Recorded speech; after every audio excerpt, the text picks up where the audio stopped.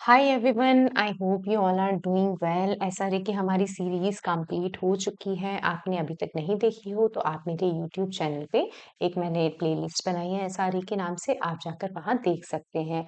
And मैं अपनी video quality सुधारने की बहुत ट्राई कर रही हूँ, धीरे धीरे मैं इम्प्रूव हो रही हूँ थोड़ा सा। ठीक है। आज से जो हमारा टॉपिक हो रहा है, मतलब स्टार्ट हो रहा है, वो है इंडियन लिमिटेशन एक्ट। ठीक है। इंडियन लिमिटेशन एक्ट भी 1963 का है। जो लास्ट हमने पढ़ा था एसआरए स्पेसिफिक रिलीफ एक्ट, वो भी 1963 का था। ठीक है, आइए स्टार्ट करते हैं क्विकली। ठीक। इंडियन लिमिटेशन एक्ट, सबसे पहले हम पढ़ेंगे इसका इंट्रोडक्शन। याद रखना है, प्री पॉइंट ऑफ व्यू से इंपॉर्टेंट है कि ये कौन सा एक्ट है। Act number 36 of 1963। मैंने कैसे याद करा था कि यहाँ 1963 है, इसका जस्ट रिवर्स 36। तो साइटेशन कौन सी है? Act number 36 of 1963। तो एसआरए का कौन सा था, आप मुझे कमेंट बॉक्स में कमेंट करके बताना। ठीक है। Enactment date. ठीक है, एनेक्टमेंट डेट जो इसकी थी वो है 5 अक्टूबर 1963। और ये फोर्स में कब आया था? साल की पहली तारीख को आया था। 1964 के 1 जनवरी को ये आ गया था। कितने सेक्शन है? यदि हम लिमिटेशन एक्ट पढ़ेंगे तो लिमिटेशन एक्ट दो भागों में डिवाइडेड है। एक तो है सेक्शन और फिर है शेड्यूल्स। ठीक है। सेक्शन जो है 32 सेक्शंस है और शेड्यूल्स कितने हैं? 137 शेड्यूल्स है। जो शेड्यूल में 137 आर्टिकल्स हैं। कितने आर्टिकल्स हैं? 137 आर्टिकल्स हैं। सेक्शन नंबर 32 को क्या कर दिया गया है? रिपील कर दिया गया है। याद रखिएगा, सेक्शन नंबर 32 को रिपील कर दिया गया है। और लिमिटेशन एक्ट की एप्लीकेबिलिटी कहाँ कहाँ होती है? सूट्स में होती है, अपील में होती है एंड एप्लीकेशन में होती है। आपको ये पांचों points, citation, enactment date, came in force, total section and applicability, याद रखना है कि सूट, अपील्स, एप्लीकेशन, इन सब पर लिमिटेशन एक्ट्स की क्या होती है? एप्लीकेबिलिटी होती है। जो आज का हमारा टॉपिक है, कभी आपसे क्वेश्चन पूछ लिया जाए व्हाट इज कैरेक्टरिस्टिक्स और what is essentials of Indian limitation act, तो मैं आपको बहुत डीपली बताऊंगी कि इंडियन लिमिटेशन एक्ट के क्या कैरेक्टरिस्टिक्स हैं। देखिए, सबसे पहला कैरेक्टरिस्टिक्स क्या है कि ये क्या प्रोवाइड कराता है? ये आपको एक लिमिट प्रोवाइड कराता है। आप खुद ही सोचिए, आपके पास में प्रॉपर एक टाइम लिमिट दे रखी है। यदि आपको एग्जाम की प्रिपरेशन की टाइम लिमिट नहीं दी जाए, जैसे मान लीजिए आपने प्री क्लियर किया और आपका मेंस की कोई टाइम लिमिट नहीं है कि कभी भी हो सकता है, मेंस 1 साल में हो जाएगा, 2 साल में हो जाएगा, तो आप क्या हो जाएंगे? लापरवाह। क्या हो जाएंगे? लापरवाह हो जाएंगे। क्या बोल दिया इस एक्ट ने? क्या बांध दिया? एक पर्सन को पंक्चुअल बनाने के लिए कि वो क्या time duration with in time limit क्या फाइल कर दे? सूट फाइल कर दे, अपील फाइल कर दे, एप्लीकेशन फाइल कर दे। इस एक्ट ने क्या प्रोवाइड करा दी? मैक्सिमम टाइम लिमिट प्रोवाइड करा दी, ताकि आदमी अपने राइट्स के प्रति सोता ना रहे। उसको पता होना चाहिए कि मुझे 3 साल के अंदर सूट फाइल करना है, मुझे 3 साल के अंदर, 3 महीने के अंदर अपील फाइल करनी है, एप्लीकेशन फाइल करनी है। अग्रीव पर्सन के लिए क्या बांधी है? Time limit. सबसे पहले कैरेक्टरिस्टिक्स क्या है? This act provides maximum time limit for filing suit, appeal and application in which N aggrieved person can institute suit. मतलब सूट के लिए क्या करेगा? इंस्टीट्यूट करेगा। अपील अपील क्या करेगा? प्रेफर करेगा। और एप्लीकेशन क्या करेगा? मेक करेगा। तो एक मैक्सिमम टाइम लिमिट प्रोवाइड करा दी जिसके अंदर अग्रीव पर्सन क्या कर सकता है? सूट इंस्टीट्यूट कर सकता है, अपील प्रेफर कर सकता है और एप्लीकेशन मेक कर सकता है। ठीक है। और क्या बोल दिया? If these are filed after expiry of time period, कि यदि इन्हें फाइल किया जाता है after expiry of time period, मान लीजिए मेरे जैसा पर्सन है, लापरवाह है, तो कोर्ट क्या बोलेगा कि नहीं, अब आप नहीं कर सकते, it will be barred by limitation. ठीक है, पहला कैरेक्टरिस्टिक समझ में आ गया होगा। दूसरा कैरेक्टरिस्टिक्स है इट्स आ लैक्स फोरी लो। आप लोगों ने कई कई बार पढ़ा होगा कि दो तरीके के लॉज होते हैं। किस तरीके के लॉज होते हैं? एक होता है लेक्स लूसी, एक लॉ होता है लेक्स लूसी। ठीक है। और एक लॉ होता है लेक्स फोरी। तो लेक्स लूसी क्या होता है? लेक्स लूसी होता है law law of location. Law of location. ठीक है, लाइक इंडिया में गया है कि जम्मू कश्मीर में लगा है कि अमेरिका में लगा है, तो ये होता है, तो वहां के लॉ लग जाएंगे। लेकिन ये है लेक्स फोरी, कि जहां जहां पे सूट लगाया गया है उस फोरम के लॉ अप्लाई होंगे। तो what is Indian limitation act? Indian limitation act है लैक्स फोरी। डन। आप लोगों को समझ में आ गया होगा। आ जाइए सेकंड पॉइंट पे। ठीक है, तो फर्स्ट आपको सेकंड पॉइंट, सेकंड विशेषता इसकी क्या समझ में आ गई? तो क्या है ये? एक तरीके का लैक्स फोरी लॉ है। फिर थर्ड पॉइंट है कि it is a procedural law. अब मैं आपको दोबारा बताती हूँ स्क्रीन पे ले जाकर कि what is procedural law. What is procedural law? ठीक है, आ जाइए स्क्रीन पे। देखिए, जिस तरीके से मैंने इनको डिवाइड किया लेक्स लोसी एंड लेक्स फोरी, उसी तरीके से क्या होता है, सेकंड नंबर पे अपन आते हैं, उस तरीके से क्या होता है, एक होता है प्रोसीजरल लॉ एंड एक होता है सब्सटेंटिव लॉ। तो मैं क्या कह रही हूं कि इंडियन लिमिटेशन एक्ट क्या है, प्रोसीजरल लॉ है। प्रोसीजरल लॉ क्यों है? जब हम बात करते हैं सब्सटेंटिव लॉ की, तो सब्सटेंटिव लॉ क्या प्रोवाइड कराते हैं, राइट्स प्रोवाइड कराते हैं। ठीक है, किसी चीज को एक्सप्लेन कर देते हैं, लाइबिलिटीज प्रोवाइड करा देते हैं, एग्जाम्पल्स प्रोवाइड करा देते हैं। For example Indian penal code, then Indian penal code एक तरीके का सब्सटेंटिव। लेकिन जब आप लिमिटेशन एक्ट को पढ़ेंगे तो आपको ये लगेगा कि यार ये किसी चीज को डिफाइन तो नहीं कर रहा है, ये क्या बता रहा है, प्रोसीजर बता रहा है। प्रोसीजर बता रहा है कितने टाइम में आपको सूट लगाना है, अपील लगानी है, एप्लीकेशन लगानी है, कब आप बार्ड हो जाएंगे। तो इंडियन लिमिटेशन एक्ट एक तरीके का क्या है, प्रोसीजरल लॉ। थ्री कैरेक्टरिस्टिक्स आपको याद हो गए, आ जाइए स्क्रीन पे फोर्थ वाला पढ़ते हैं। क्या बोला, देखिए, limitation stops only remedy but not right. That is a person can have remedy by extra judicial banner. बहुत इंपॉर्टेंट कैरेक्टरिस्टिक्स है, आपको इसको समझने के लिए स्क्रीन पर आना पड़ेगा। आ जाइए स्क्रीन पे, पहले हम समझते हैं क्या बोल रहा है ये। देखिए, क्या बोला इसके अंदर इन्होंने कि इंडियन लिमिटेशन एक्ट क्या बार करता है, रेमेडी को बार करता है कि आप कोर्ट में सूट, मतलब जुडिशियली तरीके से तो किसी डेट को आप रिकवर नहीं कर सकते। फॉर एग्जांपल, मैं मान लेती हूँ कि मैंने ए है एंड बी है, ए ने बी को 1 लाख रुपए दिए, ए ने बी को 1 लाख रुपए दिए। तो जो क्या होता है, जब पेमेंट मनी रिकवर करने का जो time duration Indian limitation act में दे रखा है, वो दे रखा है 3 इयर्स। कितना दे रखा है, 3 इयर्स दे रखा है। अब ए ने बी को 1 लाख रुपए दिए थे, लेकिन ए थोड़ा सा क्या था, पारुल जैसा लापरवाह। अब इसने क्या किया, इसने बी ने पेमेंट नहीं किया, जो इसने टाइम पीरियड दे रखा था उसमें बी ने पेमेंट नहीं किया, और ए ने 3 साल के अंदर कोर्ट में सूट नहीं लगाया, कोर्ट में सूट फाइल नहीं किया 3 साल के अंदर। वो क्या हुआ, अब ये जा रहा है फोर्थ ईयर कि सर बी ने मुझसे 1 लाख रुपए लिए थे, आप मुझे इसको रिकवर करवा दो। तो कोर्ट क्या बोलेगा, it is barred by limitation. आप 1 लाख रुपए तो रिकवर नहीं कर सकते, it is barred by limitation.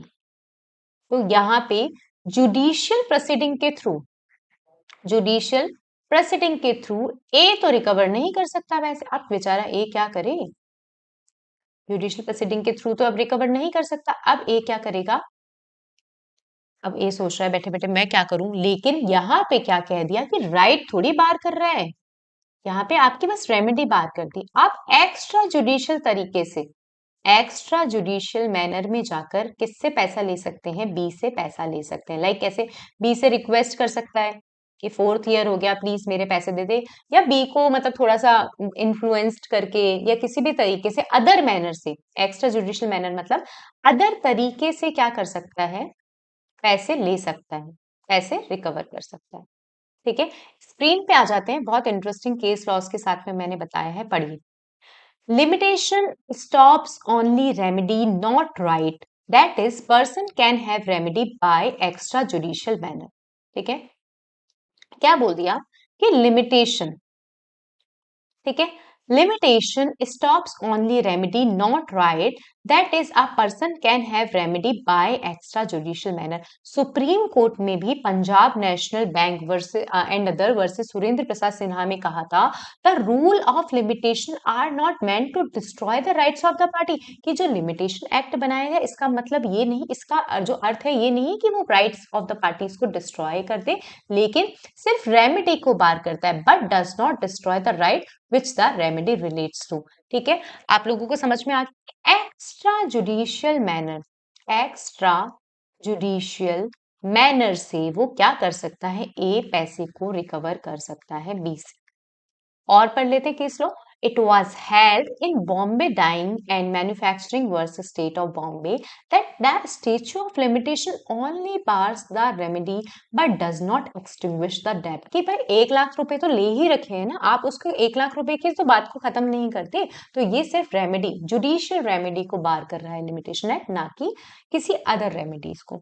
और एक्सेप्शन, इस रूल का जो एक्सेप्शन है वो सेक्शन 27 है, जहां पर अब जब हम पढ़ेंगे सेक्शन 27, आपको बता देती हूँ सेक्शन 27 में क्या है, वो इट बार, जो सेक्शन 27 है वो बार करता है rights, sorry remedy as well as rights, as well as rights, कि अब वो 1 लाख रुपए, मान लीजिए सर जब हम सेक्शन 27 पढ़ेंगे, जब आपको समझ में आ जाएगा, वो 1 लाख रुपए ना तो जुडिशियल मैनर से ना एक्स्ट्रा जुडिशियल मैनर से एक क्लेम नहीं कर सकता। सेक्शन 27 रूल का मतलब जो हम ये फोर्थ पॉइंट पढ़ रहे हैं, इसका क्या है, एक्सेप्शन, जो बार कर देता है। सेक्शन 27 क्या कर देता है, रेमेडी को भी बार कर देता है एंड राइट्स को भी बार कर देता है। आ जाइए नेक्स्ट पॉइंट पे, ठीक है, नेक्स्ट पेज पे चलते हैं। यहाँ क्वेश्चन उठता है कि लिमिटेशन एक्ट किन मैटर्स पे अप्लाई होता है, ठीक है, लिमिटेशन एक्ट किन मैटर्स पे अप्लाई होता है। ये क्या है, मिसकंसेप्शन है कि लिमिटेशन एक्ट केवल सिविल मैटर्स पे अप्लाई होता है, ठीक है, लेकिन civil as well as criminal matters पे, जब हम पीछे पढ़ेंगे, सूट के बारे में यहाँ नहीं दे रखा, क्रिमिनल सूट के बारे में, लेकिन लिमिटेशन एक्ट में क्रिमिनल मैटर्स की अपील एंड एप्लीकेशन के लिए पीछे लिमिट बता रखी है, जब हम शेड्यूल में पढ़ेंगे पीछे तो लिमिट बता रखी। तो आपको ये याद रखना है, प्री पॉइंट ऑफ व्यू से भी याद रखना है कि लिमिटेशन जो है वो civil matters as well as criminal matters पे क्या होता है, अप्लाई होता है। और सिविल मैटर्स में सूट के भी लिए टाइम लिमिट दे रखी है, अपील के लिए भी दे रखी है, एप्लीकेशन के लिए दे रखी है, लेकिन क्रिमिनल मैटर में ओनली अपील एंड एप्लीकेशन के लिए टाइम लिमिट दे रखी है। और जब हम सूट की बात करते हैं, कॉग्निजेंस की बात करते हैं, तो हम सीआरपीसी का चैप्टर 36, एक बार आप लोग कमेंट में बता दीजिएगा कि कौन सा चैप्टर है, मुझे जो याद आ रहा है वो चैप्टर 36 याद आ रहा है, ठीक है। अब बात होती है कि क्या इससे पहले कोई लिमिटेशन एक्ट नहीं था, तो जी हाँ, ऐसे नहीं है कि ये पहली बार लिमिटेशन एक्ट 1963 आया था, इससे पहले कहीं 18 जो 18वीं शताब्दी उसमें भी आया था। और जो लास्ट इससे पहले जो लिमिटेशन एक्ट था वो 1908 था, जिसे रिपील्ड कर दिया गया था थर्ड लॉ कमीशन के थ्रू। देन आपसे पूछा जाए, क्या लिमिटेशन एक्ट एग्जॉस्टिव है, तो जी हाँ, जिन मैटर्स से ये डील करता है, देखिए क्या लिखा हुआ है, the limitation act is exhaustive with respect to all matters expressly dealt in it, कि जिसके संबंध में ये डील करता है उनके संबंध में ये क्या है, एग्जॉस्टिव, ठीक है, उनके संबंध में क्या है, एग्जॉस्टिव है। आपसे क्वेश्चन पूछा जाए, क्या लिमिटेशन एक्ट एग्जॉस्टिव है, जी हाँ, जिस संबंध में, जिन मैटर्स के संबंध में ये डील करता है मैटर्स में, तो ये क्या है, एग्जॉस्टिव है। और आपको पता है ये 3 तरीके की लिस्ट होती है, एक होती है स्टेट लिस्ट, ठीक है, एक होती है सेंट्रल लिस्ट एंड एक होती है कॉन्करेंट लिस्ट। क्या होती है, state list, central list, concurrent list. तो जो लिमिटेशन एक्ट है वो किस में आता है, स्टेट लिस्ट में नहीं आता, सेंट्रल लिस्ट में नहीं आता। स्टेट लिस्ट में जिसपे स्टेट लॉ बना सकती है, सेंट्रल लिस्ट में जिसपे सेंट्रल लॉ बना सकता है, एंड कॉन्करेंट लिस्ट जिसपे दोनों स्टेट एंड सेंट्रल लॉ बना सकता है। तो जो लिमिटेशन एक्ट है वो किस में आता है, कॉन्करेंट लिस्ट में आता है। और एंट्री नंबर 13 में दिया गया है, that is state and centre both can make law regarding this. अब यहाँ पे बात होती है कि आप फॉर एग्जाम्पल आप स्क्रीन पे आइए, मैं आपको बताती हूँ क्या बोल दिया, क्या पूछा कि ए है एंड बी है, वही सेम एग्जाम्पल, 1 लाख रुपीज क्या करने लेने हैं, 1 लाख रुपीज ए को बी से लेने हैं। टाइम ड्यूरेशन क्या दे रखा है, 3 इयर्स, 3 इयर्स। लेकिन क्या है, ए और बी मान लीजिए बहुत अच्छे मित्र हैं, कैसे हैं, बहुत अच्छे मित्र हैं। ए बी को बोल रहा है कि लॉ में तो 3 साल दे रखा है, मैं तेरा अच्छा दोस्त हूं, मैं तुझे 5 साल का टाइम देता हूँ, क्या ये पॉसिबल है कि हम 3 साल में तो केस फाइल नहीं करेंगे, मैं एक काम करूंगा, मैं 5 इयर्स में, 5 इयर्स में यदि तू पैसे नहीं देगा मैं तुझे 2 साल एक्स्ट्रा दे देता हूँ, नहीं, ऐसा नहीं हो सकता। तो बाय म्यूचुअल एग्रीमेंट आप लिमिटेशन टाइम पीरियड को ना ही कम कर सकते हो एंड ना ही बढ़ा सकते हो। तो यही कैरेक्टरिस्टिक्स है। आ जाइए स्क्रीन पे।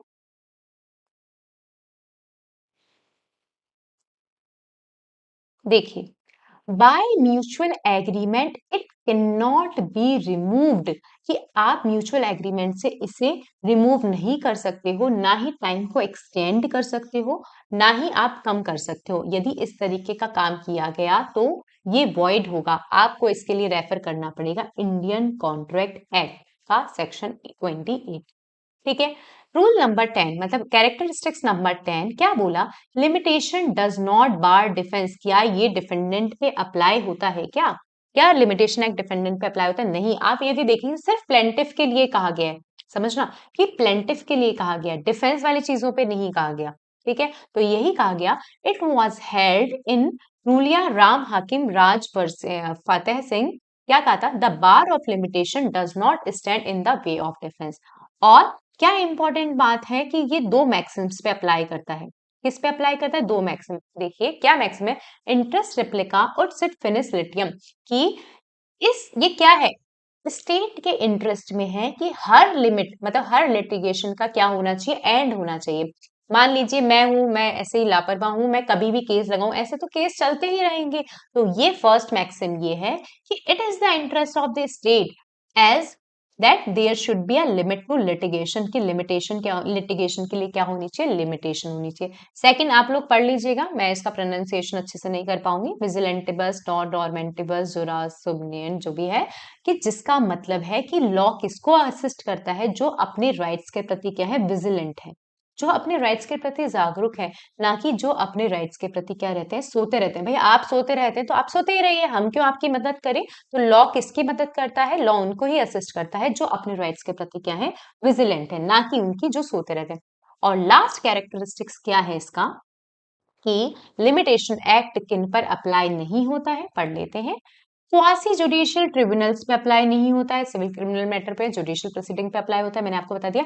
फंडामेंटल राइट्स पे लिमिटेशन एक्ट अप्लाई नहीं होता है। डिफेंडेंट पे अप्लाई नहीं होता है, मैंने आपको बता दिया। स्पेशल जो लॉज हैं, इंडस्ट्रियल डिस्प्यूट एक्ट हो गया, लेबर कोर्ट हो गया, उन पे अप्लाई नहीं होता। और most important last but not the least, very important question कई बार मेंस में पूछ लिया जाता है कि क्या लिमिटेशन एक्ट रिट्स पे अप्लाई होता है? क्या लिमिटेशन एक्ट रिट्स पे अप्लाई होता है? जी नहीं। जब आप शेड्यूल में देखेंगे, पीछे जो शेड्यूल्स है, ठीक है, उसमें जब आप देखेंगे तो आपको पता चलेगा रिट्स के बारे में, रिट्स के संबंध में तो कुछ लिखा ही नहीं गया शेड्यूल में। तो आपसे पूछा गया कि क्या रिट्स पे अप्लाई होता है लिमिटेशन एक्ट? जी नहीं, रिट्स पे अप्लाई नहीं होता।